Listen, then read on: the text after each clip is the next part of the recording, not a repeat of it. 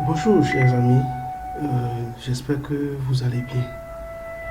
Aujourd'hui, nous allons continuer notre formation sur le logiciel Perfecto et plus précisément le logiciel de gestion de stock et de facturation de Perfecto. Je suppose que vous avez déjà installé votre logiciel et que le dossier de stock facturation est déjà créé. Donc, pour rentrer dans le dossier de stock facturation, vous allez cliquer sur Voiture. Je suis Christelle Kenon Ledemain. Je suis consultant, formateur en logiciel de gestion et concepteur de logiciels, comptable de formation. Nous offrons également des formations dans les logiciels de gestion. Alors, voici stock facturation de Perfecto. Comme vous le voyez, nous avons plusieurs menus. Nous avons le menu fichier, d'accord, et dans le menu fichier, nous avons exportation des fichiers de base, importation des fichiers, centralisation d'un magasin auxiliaire, annulation d'une centralisation, etc. Nous n'allons pas montrer dans cette formation tous les aspects du Perfecto puisque la formation est payante, mais nous allons montrer ce dont vous avez besoin pour travailler. Alors aimez nos vidéos et suivez-nous pour avoir de nouvelles informations et formations sur Perfecto. Le menu définition, dans le menu définition nous avons magasin, donc nous pouvons créer les magasins, les familles d'articles, les catégories de fournisseurs, les clients. Dans le menu saisie, nous avons plein de choses, c'est parce que nous n'avons pas encore activé. Nous allons vous montrer comment activer rapidement. Alors pour activer, vous allez dans le menu paramètres, configuration du dossier.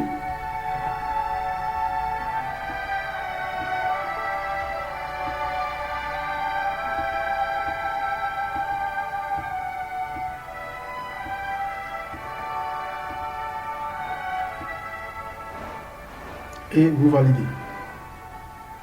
Alors la première des choses que vous allez faire pour utiliser le stock facturation de Perfecto, c'est de définir votre base de données. Un magasin est déjà créé par défaut. Et si vous voulez un autre magasin, vous avez plusieurs magasins que vous gérez, vous allez cliquer juste sur l'onglet Insérer qui est ici.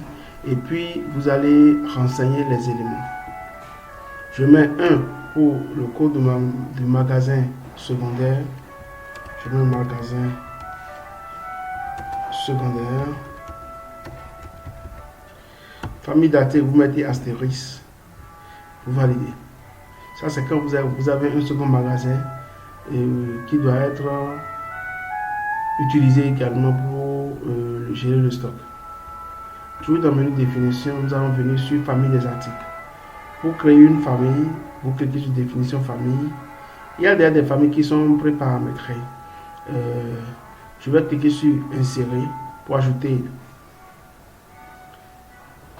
une nouvelle famille. Je mets P pour prestation. Nous allons très rapidement. P pour prestation. Je clique sur valider. Je rappelle que vous pouvez modifier. Vous pouvez cliquer sur modifier, modifier le code et modifier l'intitulé. Ça, c'est pour créer les familles d'articles. Pour créer une article, après avoir créé bien sûr les familles d'articles, vous allez cliquer sur article simplement. Et là, vous avez la fenêtre de création d'articles qui est ici. Vous allez cliquer sur insérer. Alors, nous allons renseigner les champs. D'accord? Dans le champ code, nous allons mettre le code de l'article. Désignation, nous mettons le nom que nous donnons à l'article. L'abrégé, c'est le nom en abrégé. Et c'est ce nom qui va s'afficher sur les tickets de caisse. L'unité, c'est l'unité de vente ou de conditionnement. Et la famille, comme nous l'avons créé précédemment, c'est la catégorie auquel ou la famille auquel l'article appartient. Nous allons créer notre premier article. Je donne le code M001 pour marchandises, bien sûr. Et je mets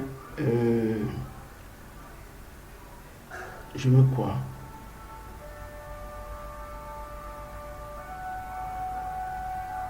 Je mets ciment.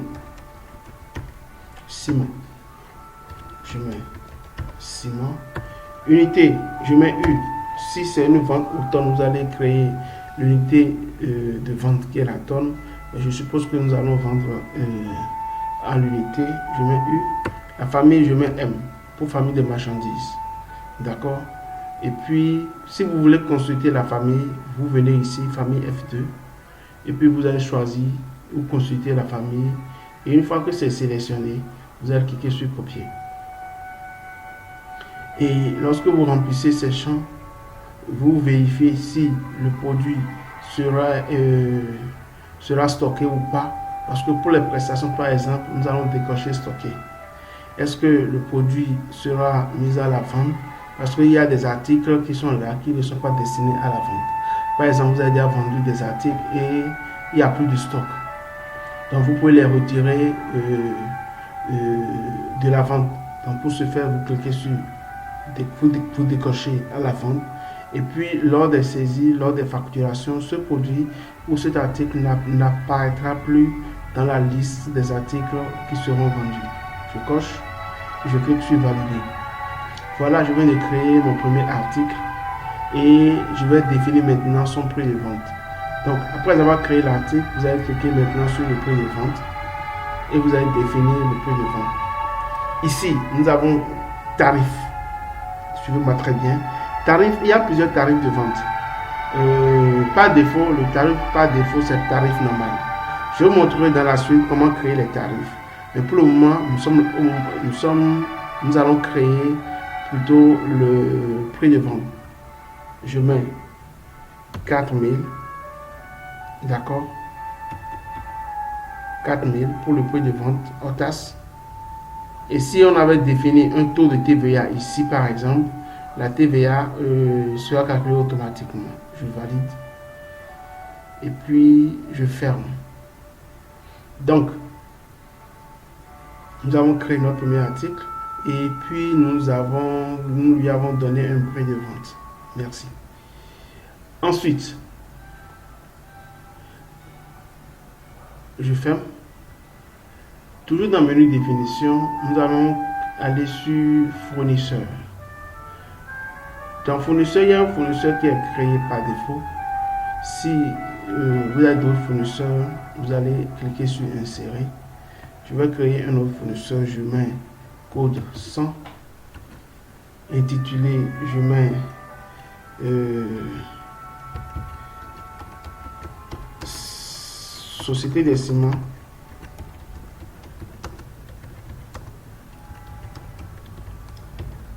De la côte. De la côte. Sa catégorie. Est-ce que c'est un fournisseur au comptant ou à terme? Je mets à terme. Je copie. Et puis vous cliquez sur... Il y a bien sûr d'autres champs à renseigner. Son adresse, les autres informations. Ça, je vous laisse le choix de le faire. Et je clique sur valider. Voilà comment on crée un fournisseur. Après cela, nous allons créer un client. Même chose pour fournisseur, je clique sur insérer. Code 100. Je mets le numéro IFU du client. Je mets son nom. Je mets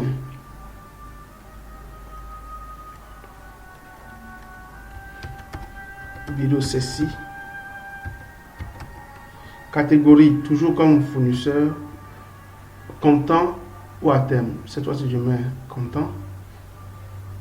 Son adresse, je dois donner son adresse, son BP, sa boîte postale, la ville et les autres informations. Ici également, vous pouvez mettre le téléphone, l'email. Plus important, c'est ici, l'onglet de vente. Vous allez définir le tarif que vous voulez appliquer. Nous avons plusieurs tarifs. On peut définir un tarif. À part le tarif normal, le tarif des grossistes, des semi-grossistes, etc. Et comme ici, nous avons seulement un seul tarif, je mets M pour le tarif normal. Le prix de vente, est-ce que vous appliquez le prix de vente hors taxe ou TTC? Si vous mettez TTC, vous devez mettre ici TVA applicable. D'accord? Et puis, vous venez ici aussi, crédit accordé. Dans crédit accordé, vous pouvez mettre un maximal, un montant maximal pour les factures. C'est-à-dire quoi? Si je mets 10 millions ici, ce client ne peut pas payer au-delà de 10 millions. D'accord? Ne peut pas obtenir des crédits au-delà de 10 millions. D'accord? Et si vous voulez suspendre les ventes pour ce client, vous cliquez sur vente momentanément suspendue. Ce qui veut dire quoi?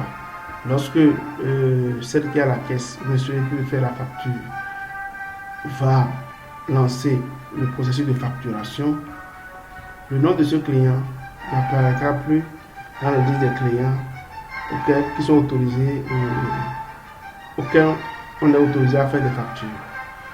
Je valide et je vais de créer le client bureau CSI. Voilà.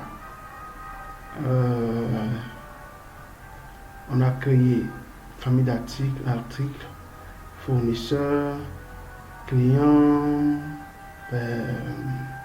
Ok, ça peut aller.